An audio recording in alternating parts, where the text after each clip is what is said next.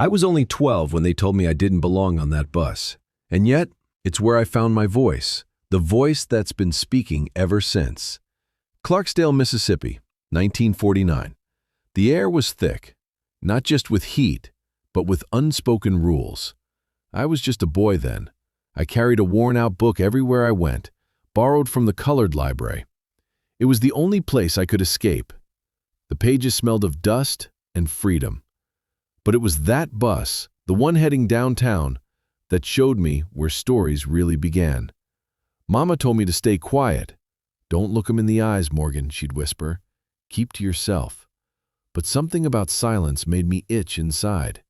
I wanted to know why we had to sit in the back, why our school had broken windows, why our books had names of white children scratched off the covers.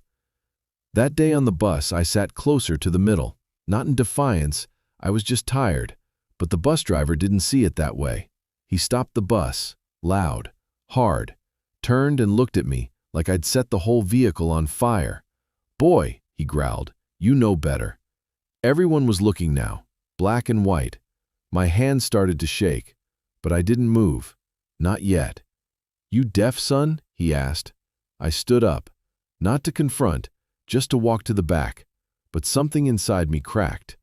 And before I took that first step, I turned my head slowly and said, "Sir, I ain't hurting nobody." He stared, then he laughed, and the bus kept moving. It don't seem like much now, but that was the day I realized something. Fear only wins if you never speak. That afternoon, word had spread. At the colored school, I was either a hero or a fool. One kid said I was going to get whipped by the principal. Another said the Klan would show up at our door. Both seemed possible. Principal Monroe called me in. He didn't raise his voice. He didn't punish me. He handed me a copy of Frederick Douglass's narrative. "Read it," he said. "Then tell me what it means to you." That night, under a flickering lamp, I read every word. I didn't sleep. Weeks passed, but something inside me kept boiling. I wrote a letter to the Clarksdale Press Register. I didn't sign my full name, just M.F. I wrote about the school, about the bus, about the broken glass and broken promises. They didn't publish it, but someone read it, someone who mattered. Principal Monroe called me back in. "You got fire, son," he said, "but fire needs direction." He handed me an envelope, a scholarship form for a summer drama workshop in Memphis. "They read your letter. They want to meet you." Drama? At first, I laughed. I thought actors were liars, pretenders. But then he said something I'll never forget. "Acting ain't pretending, Freeman. It's telling the truth, louder than most are willing to." The train ride to Memphis felt like I was leaving Earth. Big city, big buildings, white folks and colored folks walking the same sidewalks. Not always easy, but something was different. The drama workshop was in a church basement. The first play I read was 12 Angry Men. They gave me the role of juror number 8, the one who stood alone. Every night I felt something rise in my chest. It wasn't anger, it was purpose. Like I'd found my instrument, my way to fight without fists. Back in Clarksdale, word spread fast. "Morgan's gonna be on stage," they said. Some mocked me. Others warned me to stay small, to stay safe. But a few, they leaned in. They asked questions. They listened. Even some white folks came to see us perform in Memphis. I saw one woman crying in the front row.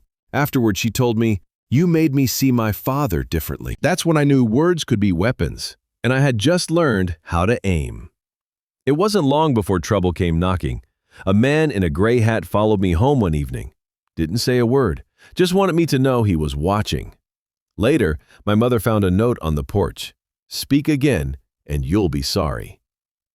But by then I had tasted freedom. And you don't forget that flavor. I kept writing, kept reading, kept performing. Not to be famous, but because I didn't know how to stop.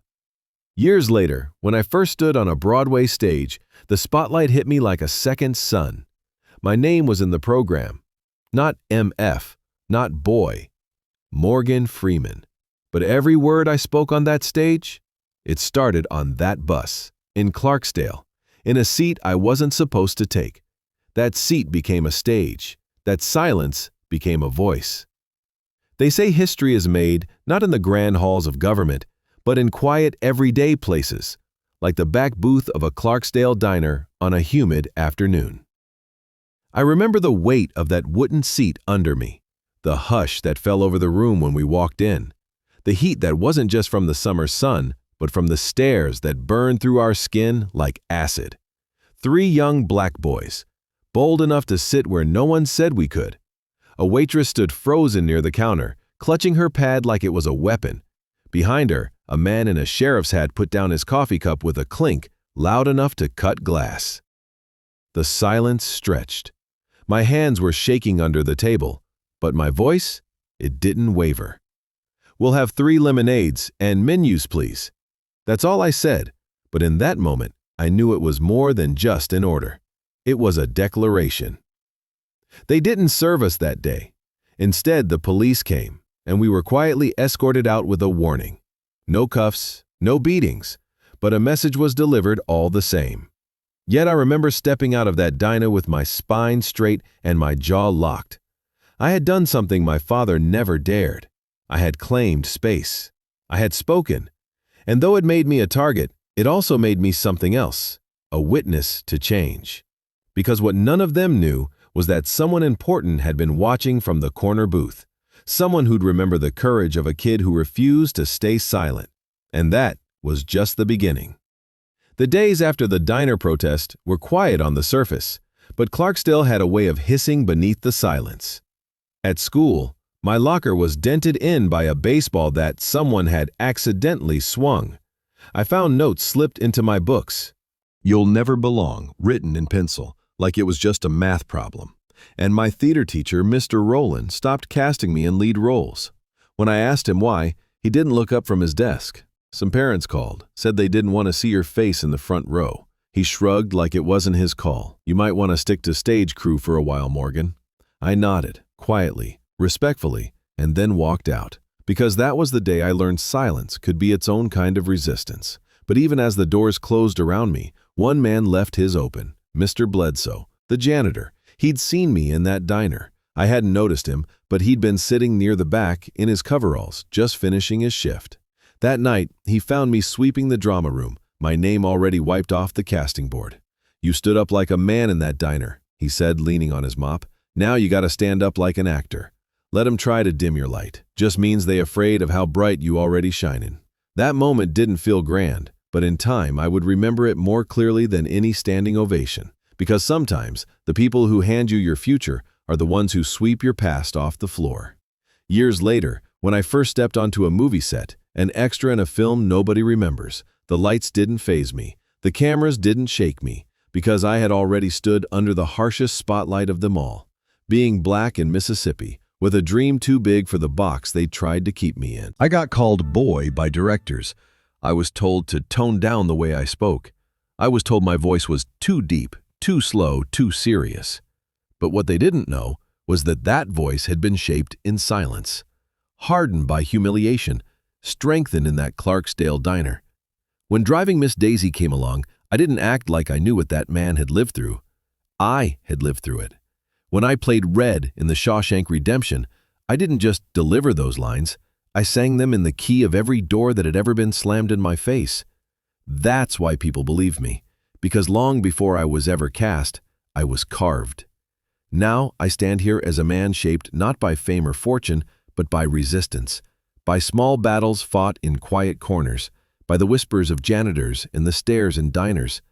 And if my story reached you today, if you saw a part of yourself in this journey, then I ask you to do one small thing.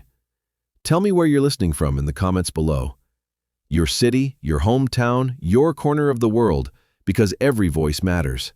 And if you want more stories like this, stories of truth, struggle, and triumph, then subscribe to the channel, hit that like button, and never miss another chapter.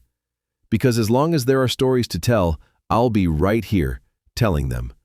Morgan Freeman.